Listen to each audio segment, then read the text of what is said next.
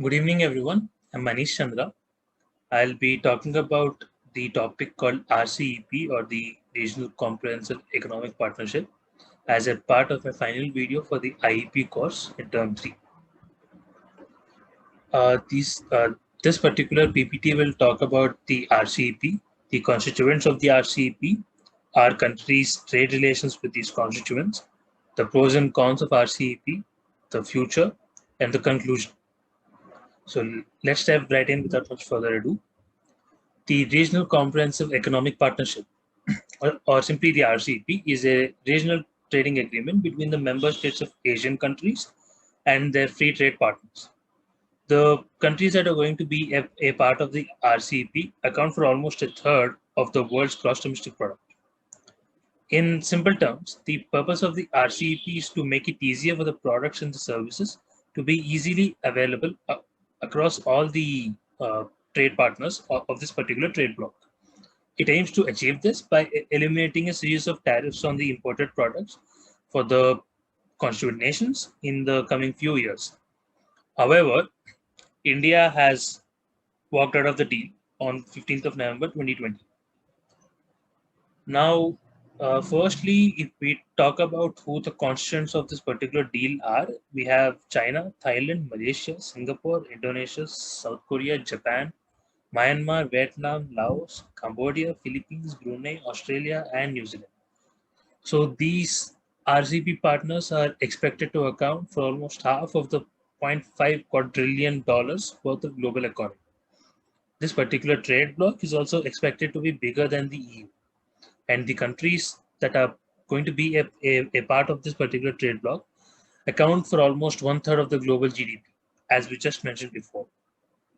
Now, if we have to talk about what our countries' relations are with these Asian countries, both the imports and the exports from these Asian countries have been rising at a steady pace. India exports petroleum products, organic chemicals, iron and steel, among many other products, and imports computer hardware, electronic components, and crude oil, predominantly from these Asian countries. If we, however, take a closer look at just China, India imports about 65.2 billion worth of goods and exports 16.6 billion worth of goods to China as of financial year 2019. An important point worth noting here is that India has a trade deficit with 11 out of the 15 RCEP member nations. Hence, experts felt that India hasn't been able to make full use of the trade deals with these nations. Now, what happens if India does join RCEP? It would have gained access to a customer base of about 3 billion people, could have integrated itself into the global supply chains, it could have leveraged its capabilities in pharma and IT services, and this would have substantially helped the country to bring down its trade deficits with these countries. However, since our country didn't join, we'll be discussing about that as well. A primary reason why our country didn't join this particular trade bloc was because the countries such as China, Japan, and South Korea were poised to gain more from this.